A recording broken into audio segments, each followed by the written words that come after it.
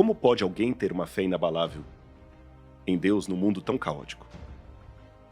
Porque aí eu saio de Jó e amplio todo mundo. Vários outros que eu poderia citar aqui. Daniel, Madre Teresa de Calcutá, uma mulher que nasceu rica e isso foi um outro viés de vida.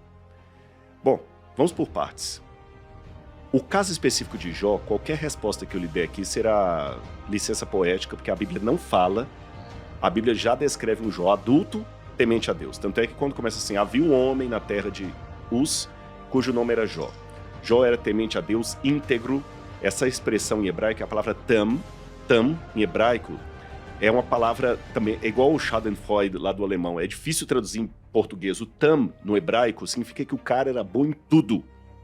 Se ele viesse trabalhar aqui com vocês na empresa, ele era o cara que você ia estar botando ele para sócio rapidinho. Os vizinhos gostavam dele. Se ele entrasse para política, era aquele cara que todo mundo queria no partido dele.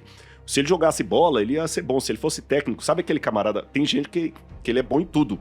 Esse era o Jó. Então, você já pega um Jó pronto. A Bíblia não conta como ele chegou àquele estágio. A Bíblia já começa a história dali.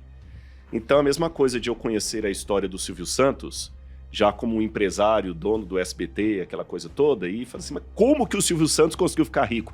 Se eu não tiver a história dele como camelô, eu não vou ter essa resposta. Então, historicamente, eu não tenho como te responder, porque eu já tenho um Jó pronto, maduro. Mas para a pergunta não ficar no ar, porque eu achei ela muito boa e oportuna, por isso que eu a respondi com outra pergunta. Mesmo que eu não tenha a resposta de como Jó teve uma fé inabalável, eu tenho uma outra pergunta análoga. Como pode alguém ter fé inabalável num mundo tão caótico? A primeira coisa que nós temos que entender é que Deus está chamando todos. Todos. Alguns falam, mas a Bíblia fala, muitos são chamados e poucos escolhidos. Aí também a expressão idiomática, o muitos ali significa a totalidade, não é muitos apenas de uma porcentagem, como nós pensamos apenas pela tradução do texto, tá? Não vou entrar no mérito da questão.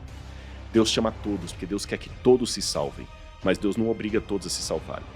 E ao chamar todos, Deus sabe que os seres humanos são como os dedos da mão, cada um de um jeito. Então, a forma como Ele chamou você é diferente da forma como Ele chamou você, como Ele chamou você, como Ele me chamou. E o histórico de vida que nós vamos desenvolver com ele também, é único. O ser humano não foi feito em série como carro. Todos nós aqui temos carro. E o nosso carro foi feito em série. Um bom motor, um bom mecânico, pelo barulho do motor, ele sabe o que é, porque tudo foi feito igual. O ser humano não foi feito em série. Cada um é único.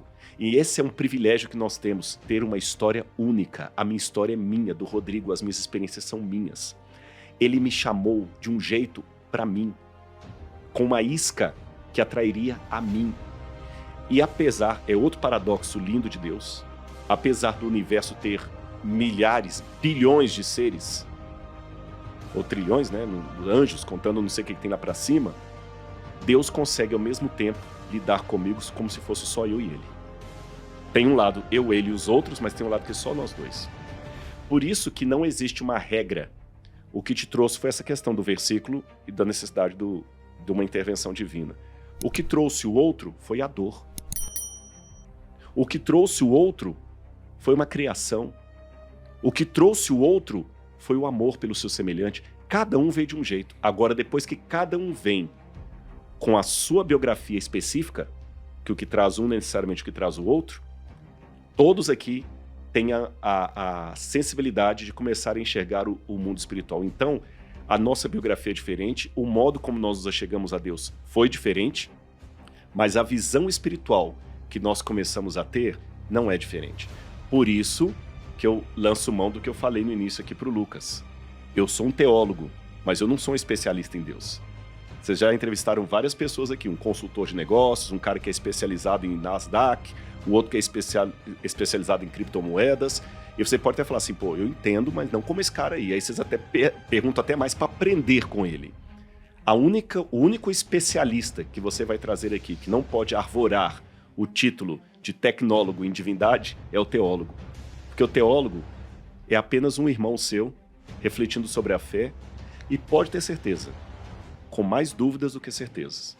Porque quanto mais nos aproximamos de Deus, nós fazemos mais perguntas do que afirmações. E esse é o bonito, é o colorido.